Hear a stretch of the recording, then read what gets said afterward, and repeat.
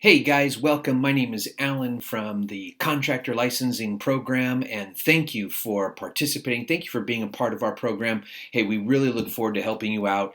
And I'm here today to just let you know and walk you through how to fill out the application. Now, you should have received a copy of the application when you first enrolled with us. And if not, there is a CD provided with your packet. In that CD or on that CD, you put that in the computer and you can download and then print the applications. And if all else fails, you could always go to the California State Licensing Board at www.cslb.ca.gov. Okay, so when you get this packet, there are a variety of pages here. In fact, there's actually about 12 pages or so that just explain what the application is about. So you can see this is page 1, and then page 2, and then page 3, and it just keeps going on and on. So I'm going to go right where the application is. That way you know where it's at. It's actually on page 12. So here you go. Now, just a couple of things. First of all, you're going to begin to fill this out, but I do want you to note a few things. First, this is the address right here. Notice where it says here on the second line, P.O. Box 26,000, Sacramento, California. You're going to end up sending this application to that address, okay? Now, once you fill out the application, you're going to send in this, notice where it says right here, application fees. You're going to send in that $330 right there, okay? And then after you pass your tests, then you're going to get a little packet. Once you get that packet, you're going to take that packet, fill out the information that they give you, which we cover in class. It's really a no-brainer. It's pretty simple. And then you finally send that packet back with the following $200, which comes out to a total of $530. So that's basically it. Now, make sure, ladies and gentlemen, when you do fill this application out, that you use black or dark blue ink. That's important. Now, you can go online, like I said, with the California State Licensing Board, and you can actually get the application there on your computer and type it in if you so desire. Okay? So let's take a look at this section 1 right here. So with section 1, you want to be able to fill out your full new business name. Now, if you haven't gotten a business name yet, you're more than welcome to do that with us. We do help out with that. And again, we talk about that. The very fact that you're filling out the application now means you've already gone through this whole process with us. You already know how to get your name, your new business name, and those kinds of things. Don't forget right here under section 1, number 2, where it says classification requested right here, you want to be able to put the type of license you're getting. So if you're going to get an HVAC, you would put C20 right there. If you're going to get a general construction license, you want to put your B license there, okay? And so on and so forth. So you know how that works. Now, you also want to add your business mailing address right over here. And so make sure you get that all in there just right. That's all pretty easy stuff. The business number, business fax, business email, things like that. Now, here's the next section I want you to look at. Look at section 2 right here, where it says business entity, okay? Well, you want to choose the kind of business that you are. So if you're a sole owner or also known as a sole proprietorship, you want to be able to check there. Now, if you have a partnership, you want to be able to check that and add the federal employer identification number for that partnership, okay? And also, if you got a corporation, you can go right here. Remember, corporations run under their own corporate IDs, so you'll want to put that there. If you haven't received your corporate ID yet, then it's probably not time to send in your application. Some people ask, well, can I just get it as a sole proprietor and then switch it over to a corporation? The answer is actually yes, you can do that. Just remember, it's a little extra time because after you get your license, after everything's in, then you have to fill out a whole new set of paperwork just to switch it over with a slight fee to the Contractor State Board. So usually the best scenario is to go ahead and take care of that before you send in the application. Then it's all done, right? You can also do in the construction industry limited liability. Now we talk about that in our 201 class, the details and the differences between sole ownership, partnerships, S Corp, C Corp, limited liability, and those things. So make sure you fill that out. All right, moving on to section 3. Section 3 talks about the qualifying individual.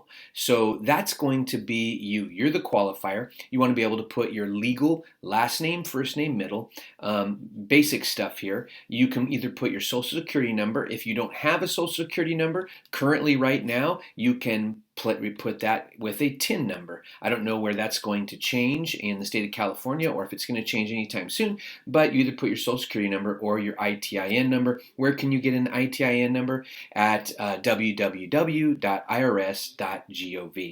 And then put your resident address. Remember, no P.O. boxes. That's important. Look at that. There's a big mistake that a lot of people made. You have to put your actual physical address where you live, okay?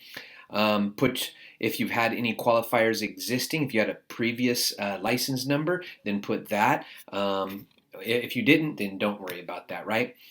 Percentage of new business owned by the qualifier. Well, probably, most likely it's 100% unless you're doing some kind of partnership. If for some reason you have questions on that, you can give me a call. Your driver's license, those kinds of things. Now notice the title or position. Well, this is where you would put either owner. Now, a responsible managing employee right here, that means you are qualifying someone else's corporation, someone else's company, and you're going to work for them because you're going to be an employee and you're going to qualify that company. So just remember that. Also, basically, most of you are going to fall in either owner or responsible managing employee or responsible managing officer. That means you're the person who is the qualifier for the corporation, whether it's an S Corp, LLC, those kinds of things, and you'll end up putting your title there, okay? And then don't forget date and sign that, okay? And remember, when you do, you're certifying under penalty of perjury the laws of the state of California that all statements, answers, and representations made in this application, basically all that stuff is true, okay? All right. So let's go on to the second page. Now the second page is, it's a lot of times people get confused on this. If you have a licensed contractor to sign off for you, you have W-2s, not that the California State Licensing Board will ask for those. It is possible if your application gets kicked back, but the fact that you're watching this video means you're going to get all your stuff filled out in detail, so we're not going to have that problem. So I applaud you for that. So basically, the second page, you're not going to have to fill out. This is other people that you're putting on potentially as a license. Notice what it says here. The following must be completed by all individuals and companies that will be listed on the license. So you can do that, but you have to provide the full legal names of the individuals, okay? So that can be done. All right, so let's go on to the next page. Here, this is important. So we got to go through a couple of these things, starting off with Section 5, Required Application Questions. We're going to look here at question number 10. Now, most of these have the same answer. One of them is a little bit confusing, so follow along. I'm going to go ahead and just read this to you quickly. So, to the best of your knowledge, is anyone listed on this application or any company the person is or was a part of named in or responsible for any unsatisfied final judgments, liens, and or claims against any bond or cash deposit pertaining to a construction project? Again, most of you are going to be no, so you just go ahead and you check no. Pretty simple, right? Has anyone, number 11, has anyone listed on this application ever been convicted or entered a plea of guilty or nolo contendere to any misdemeanor or felony in the United States, okay? If that is a yes, then you'll want to talk with me because we have an application for you to fill out. And keep in mind, just because you've had some kind of conviction or felony, that's not going to necessarily keep you from being licensed. Usually the standard is if it's been beyond 7 years, then you're going to be okay. But you do need to send in the documentation that we have here in our office that you would simply fill out and send that back to them. It's a one-page document. It's pretty simple. We can even email it to you. But basically what it is you fill out a small portion and you say something to the effect of, hey, yeah, so, that was beyond 7 years ago.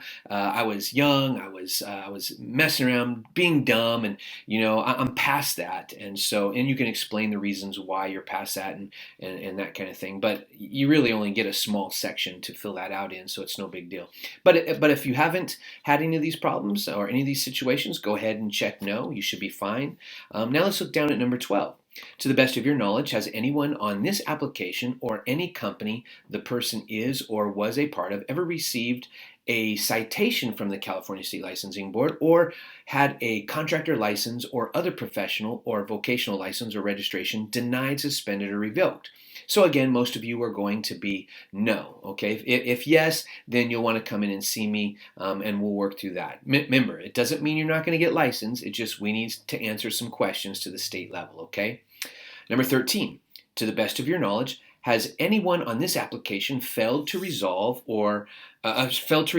any outstanding final liabilities, which include something like taxes, additions to tax, penalties, interest, or any other fees that may be assessed by the California State Licensing Board, the Department of Industrial Relations, the Employment Development Department, or the Franchise Tax Board, and or finally the State Board of Equalization?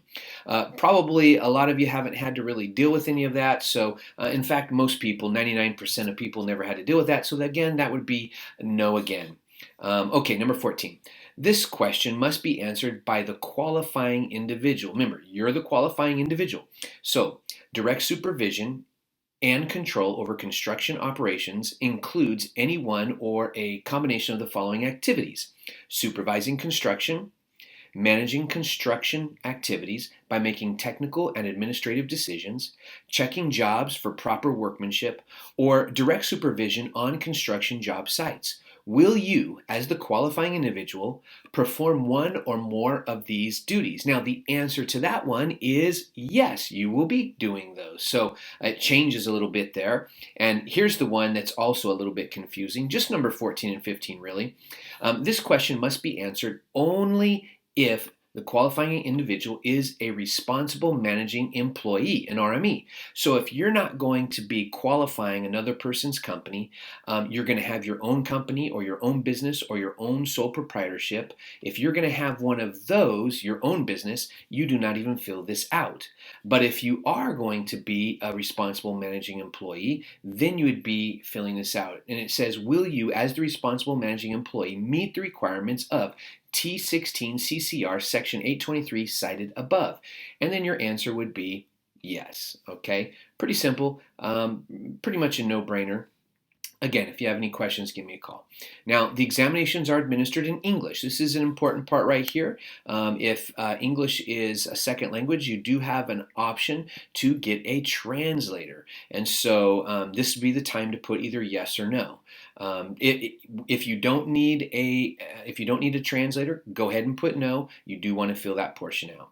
All right, so let's look at section 6, where it says right here, qualifier education apprenticeship. Now, have you completed an educational apprenticeship program? Well, you don't really need to fill this out. In fact, you would just put no if you've been working in construction for, over the 4 years that we talked about when you got enrolled. And if you have the 4 years experience, and whether you've been doing it yourself or working for another person, you're going to put no. But if you did go through some kind of apprenticeship program, you can put that there, and obviously you'd put yes and then put the dates there. But most people are no, okay? All right, so let's continue. Number 18, are you licensed in another state? Well, either put yes or no. Are you serving in or have you previously served in the United States military? Again, pretty basic, put yes or no. And by the way, for those of you who have served in the military, I just want to say thank you. We as a company, we appreciate you and we honor you, okay? Number 20. Now, the question must be answered only if the applicant is an individual applying for a sole ownership business entity license. Are you married to or in a domestic partnership or other legal union with an active duty member of the Armed Forces of the United States who is assigned to a duty station in California under official active duty military orders, and do you hold a current license in another state? Well, if that doesn't apply, you would simply put no. But if you are, then yes. So pretty basic, just a simple reading gets you through that. Okay, so those are basically the questions that you have to deal with. It's super simple, right? 2 pages basically. This next one is basically explanatory about getting your certification of work experience. Okay, basically you could read through that. I'm going to skip through that because I'm going to go right here to the certificate of work experience. So on your application, this would be page 17. And notice this part 1 right here where it says qualifying individual. That again is you. You're going to put your last name first, and then your first name, and then your middle. You're going to put your business name of company where experience was gained, or if you were self-employed, then basically leave this space blank and check this box, okay? Keep in mind though, if you check this box, skip line 3 and go to line 4. Now, license number of company where experience was gained, so you'll want to put that right here in this box. Note there, okay? Company's business, street address, no P.O. boxes. Don't forget, one of those common mistakes that people do, you cannot put a P.O. box there. So make sure you get that in there, all that information. Now, was the experience obtained working on your own property as an owner builder? And again, most of you, like I said, 99.9% of you are going to put no on that. That doesn't mean you haven't been working on your own for many years. That's different, okay? This is where you were working on your own particular property, building your own homes or doing your own remodels on your own property that you own, okay? Now the second part is pretty important, and really this is the key, where it says part 2, work experience and certification statement. So here, this is where a contractor, let's go down here to number 7. I want to show you. See this number 7 where it says my business relationship to, and then your name would go there because this segment is filled out by either an employer, a past employer, or even a current employer, another journeyman, right? Someone who is experienced in the trades and knows that you've been doing this work for 4+ years or longer. And the very best scenario, by the way, what we recommend is a contractor. You click that button there for contractor, put their license number right here. Now, if you're going to have a contractor sign off for you, there's only 2 contractors that can sign off for you. That's either a B general construction contractor, they can sign off for everybody, or a contractor who has the license within the trade that you're getting. For example, if you're getting HVAC, a C20, you can either get a general contractor or you can get another HVAC licensed contractor to sign off for you. If you're a concrete guy, a C8, you can get a general contractor or you can get another C8 licensed contractor to sign off for you. Now, again, I can't emphasize this enough. Having a contractor sign off for you is the number one very best scenario for not getting this application kicked back, okay? You can also have a foreman or supervisor, a journeyman, fellow employee, a union representative, and finally another business associate, maybe someone who's been working at the same business with you, or someone who maybe you've worked side by side with if you were potentially working out on your own and you had some other people working in the same house and they've known you've been doing this for over 4 years, they can do that. So again, this section here, part 2, is filled out by the person who is saying, yes, I know that you have been doing the work for over 4 years or more. And that, by the way, you don't have to have worked for them because that's always a question that some people ask. They just have to attest to the fact that you've been doing it for 4 years or longer. Now, those 4 years can be waived to a degree if you have a college degree. So and that happened to me. I have a bachelor's degree. So when I applied, I only had 2 years experience, and they waived 2 years with my 4-year college degree. So keep that in mind. And if you have a master's degree, they'll waive 3 years. So then you have to have 1 year experience. Now, another question that usually comes up when filling this out, well, what if I've been mostly a supervisor, superintendent, or a foreman? I've overseen the projects, but I haven't been putting on the belt for many years and, working with the tools. I've mostly just been supervising the projects. That applies as well. If you've been doing that for 4+ years, you are golden. No worries. So down here, where on number 8, the certifier, that's the person who is filling this portion out for you, is going to put their street address and all that kind of stuff, no P.O. boxes. before we go, well, obviously phone, fax, they're going to put their email. Let's go back to 6 because I skipped that. This is a place where that person is going to fill out, yes, I know that that person, state your name goes there. I know that Joe Alexander Johnson has done the following work. And they just list all the things, filling up each one of these lines with all the things that pertain to the trade that you're trying to get licensed with. Go ahead and fill it out all the way to the end. That works out best. The California State Licensing Board likes to see lots of information there, okay? Finally, that person who is filling this out, they're called the certifier. They'll put the date, the signature, and printed name. And that's it, ladies and gentlemen. That's how you do that. Now, the last form here, let's say that you actually did the work as an owner builder. Remember we talked about number 4 here. Your experience was done on your own property as an owner builder for all those years. Well, if you do check yes, then you're going to skip down to this final page where it says it's page 18, okay? Now, interesting to note is you don't need to use this page if you had the other one filled out by a certifier and a contractor is certifying that you've done this. If you've been working on your own, if you've been working for a company, this again is only filled out if you've been working on your own properties. And so pretty simple stuff. It's all your information here, no P.O. box. Again, they really like that. They don't want you to have a P.O. box, and fill out the kind of work you've done, the permits you've done, that kind of stuff to get you qualified. So hey, ladies and gentlemen, that's it. I look forward to helping you out. Again, my name is Alan, and I work with the Contractor Licensing Program here. Our main name of our company is Outcome Business Solutions, and we are more than just a contractor licensing service. We actually help contractors. 80% of all contractors, according to some statistics in the United States, fail and or go bankrupt. And so what we've done is we come up with a business type that not only gets you and helps you get your contractor's license, we provide all the materials, the necessary stuff that you need to pass your test, tests online and all those kinds of things, but we also help you start your business, get your LLC or your corporation. We also do your web design, internet marketing, branding, your SEO, search engine optimization. What is that? Good question. A lot of people ask that. SEO is what makes your website rise to the front page of the search engine. So for example, when you go to Google and you type in contractor school, well, why isn't our contracting school on page 4,572? Well, that's because we've done the necessary search engine optimization to our website, our marketing, and our branding to make it so that it rises to the front page of Google. And we do that for you. We also handle bookkeeping and those kinds of things, payroll services. And so basically the sky's the limit. We desire to build a long-term relationship with you so that we can both have a win-win business experience and we can all grow and thrive in this great country, the United States of America. So hey guys, if you have any questions, give us a call. We look forward to helping you out.